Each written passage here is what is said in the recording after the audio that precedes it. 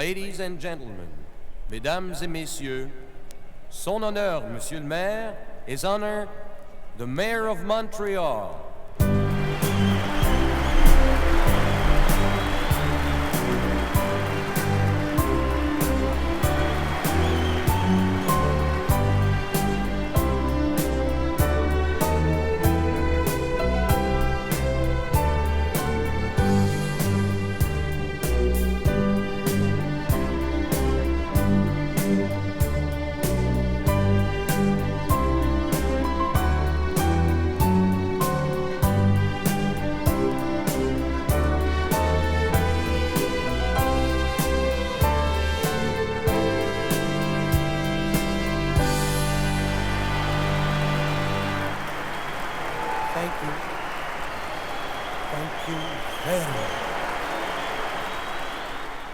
Dear friends and Montrealers,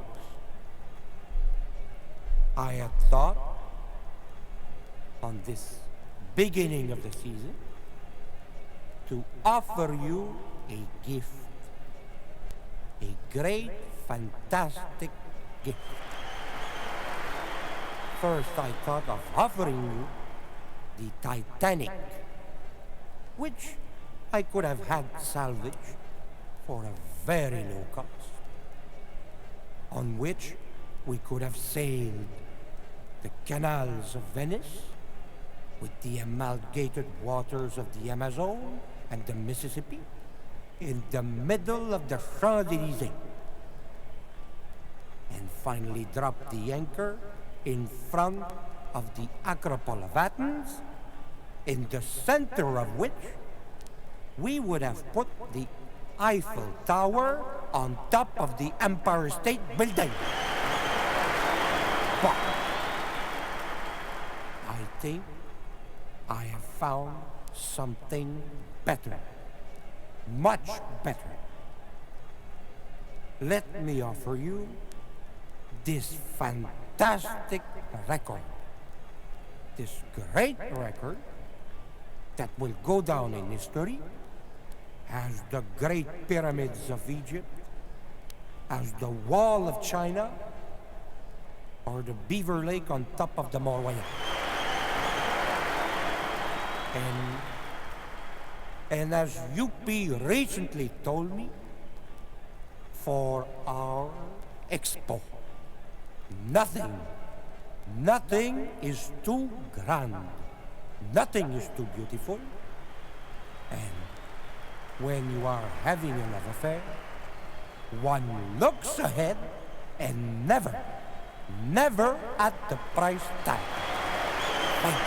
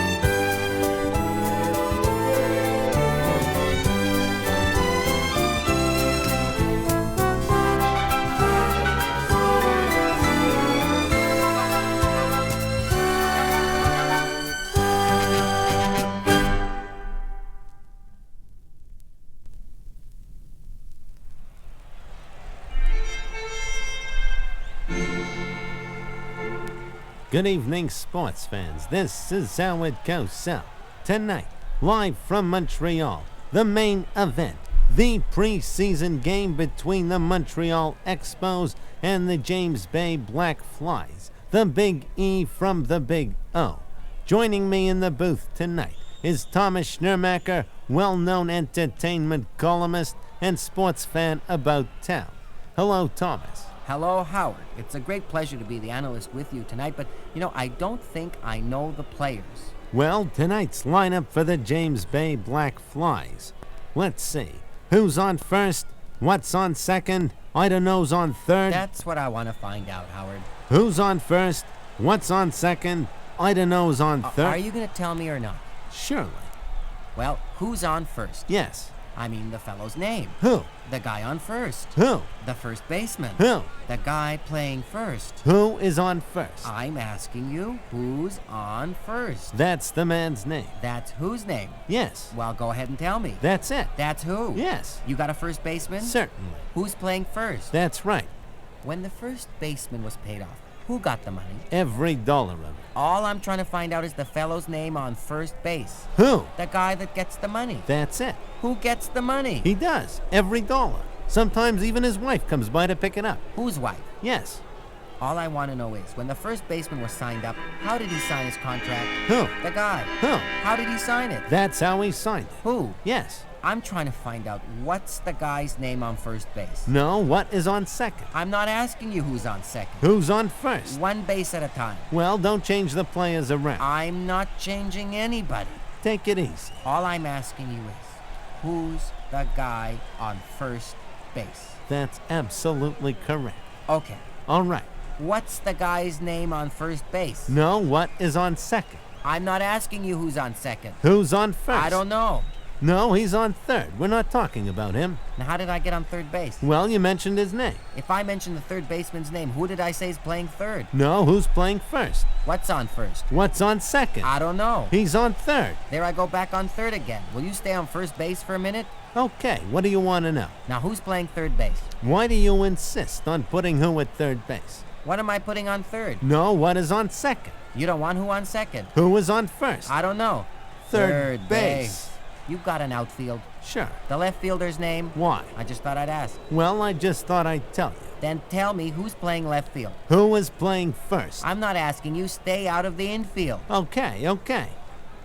I want to know what's the guy's name in left field. No, what is on second? I'm not asking who's on second. Who's on first? I don't know. Third base. The left fielder's name? Why? Because. He's the center fielder. Look, you got a pitcher on the team. Of course. The pitcher's name? Tomorrow. You don't want to tell me today? I'm telling you, Thomas. Then go ahead. Tomorrow. What time? What time what? What time tomorrow are you going to tell me who's pitching? Listen, who is not pitching? Who is on... I'll break your arm if you say who's on first. I want to know what's the pitcher's name. What's on second? I don't know. Third base. You got a catcher. Certainly. The catcher's name? Today. Today and tomorrow's pitching? Now you've got it. All we got is a couple of days on this team. Well, I can't help that. Well, let's say I was a catcher for this team. Tomorrow's pitching, he throws the ball, the batter bunts. Being a good catcher, I want to throw the guy out on first, so I pick up the ball and throw it to who? Now that's the first thing you've said right. I don't even know what I'm talking about. That's all you have to do. It's to throw it to first base. Yes. Now who's got it? Naturally. Look, if I throw the ball to first base, somebody got to get it. Now who has it? Naturally. Who? Naturally. Naturally. Okay, so I pick up the ball and throw it to naturally. No, you don't. You throw the ball to him. Naturally. That's it. That's what I said. You're not saying that. I throw the ball to naturally. You throw it to who? Naturally. That's it. That's what I said. Listen, now you ask me. I throw the ball to who? Naturally. Now you ask me. You throw the ball to who? Naturally. That's it. I don't know what's what or who's who. Anyway, I throw the ball to who? Whoever it is drops the ball, so the guy runs to second. Who picks up the ball and throws it to what? What throws it to? I don't know. He throws it back to tomorrow, a triple play. Very good play. Another guy gets up to bat and hits a long fly ball to because. Why? I don't know. He's on third, and I don't give a damn. What did you say? I don't give a damn. No, that's the shortstop. I'm going to stick to entertainment. We'll be right back after these words from one of our spots. Who? or sports. What?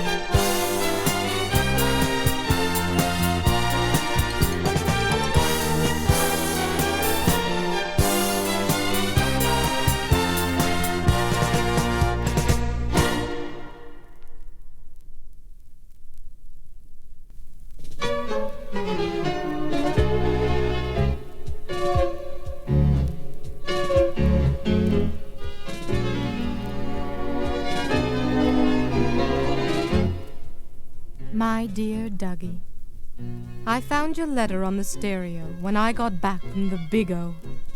I saw at once you packed your stuff and almost decided to call your bluff. Your letter is but a fit of jealousy, and that's as true as Philadelphia homes the Phillies. You say our marriage is on the rocks, looking more and more like a foul ball. You say you hurt in your male pride and ask me to choose you or baseball. I'd like to point out, if I may, dear, that not long ago I hated sport with a passion, and that you, Duggie honey, made me love it with a fury. You say I overdo it and know no bounds. That's why you left, went out of town. Your letter goes on to claim my expo fever is to blame for the tragic loss of our flame. Well, I admit the situation is out of hand totally, as true as the Dodgers play in L.A. You say you blushed with shame last night when I unwigged your brother's wife and threw it with all my might in their fireplace. Which was a light. Well, I told you before, and I'll say it again. I'll allow no one, family, even best friends, to laugh, to yawn, or change the conversation when I speak of my Andre Dawson. Then you ramble on and insult me on the way I've decorated our home. Well, perhaps it is a bit much that the drapery, sheets, towels, the covers, carpets, tablecloths, my nightgowns, the curtains, even the patio all bear the Expo logo. But if only you knew the hours I labored, sewing, knitting, embroidering, I almost thought I'd lose my head. You might appreciate our quilted bedspread. It's true. I sewed the living room set and built bleachers instead.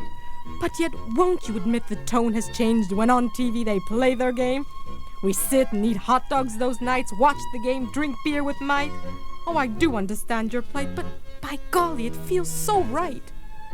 As for your sister, who really seems to mind that I keep in a marble shrine the ball that Oliver hit, tell her from me, to each his own taste. I couldn't let that ball go to waste. As for me, I must admit, I'd have borne forever instead the bump it made on my forehead. Your letter goes on.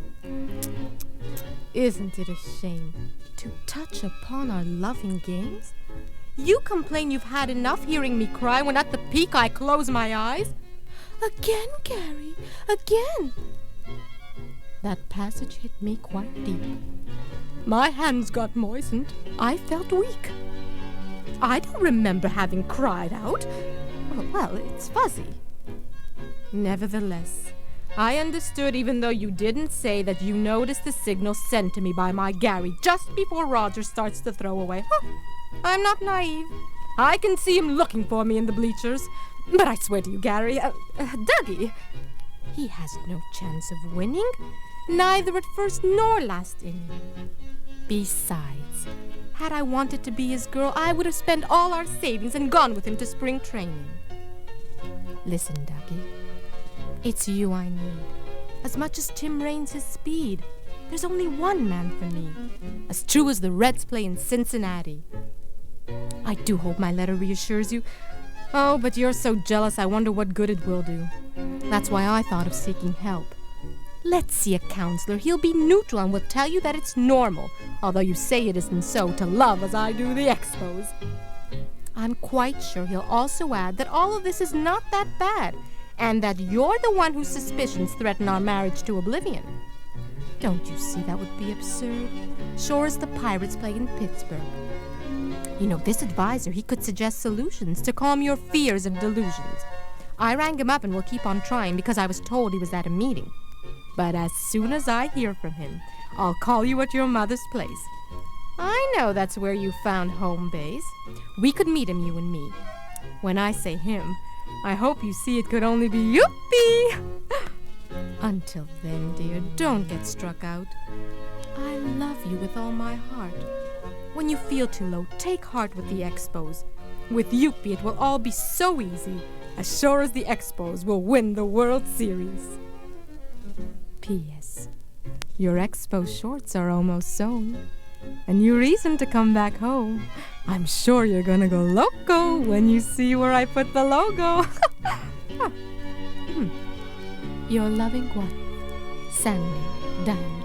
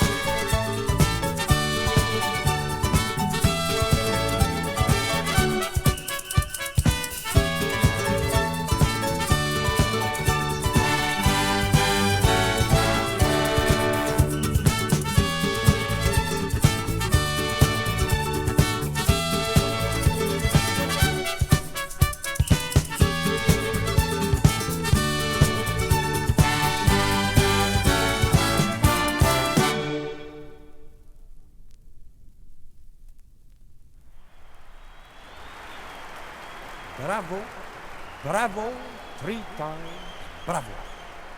First, let me, on your behalf, thank all the marvelous artists and musicians that have made this album so exciting and so nice to listen to. Namely, Thomas Schnurmacher, Peter Kreisman, Jean-Guy Moreau, and the lovely sounds of the Montreal Pop. I am very happy to tell you also that this album will pay for itself, thanks to your support, and even though there shall be a slight deficit of $31.18, I'm more than happy to say that I will gladly pay it right now out of my own pocket. Excuse me. Youppi. Come here. Youppi. Could you lend me a couple of bucks? I forgot my wallet at home in Rosemont. Thank you.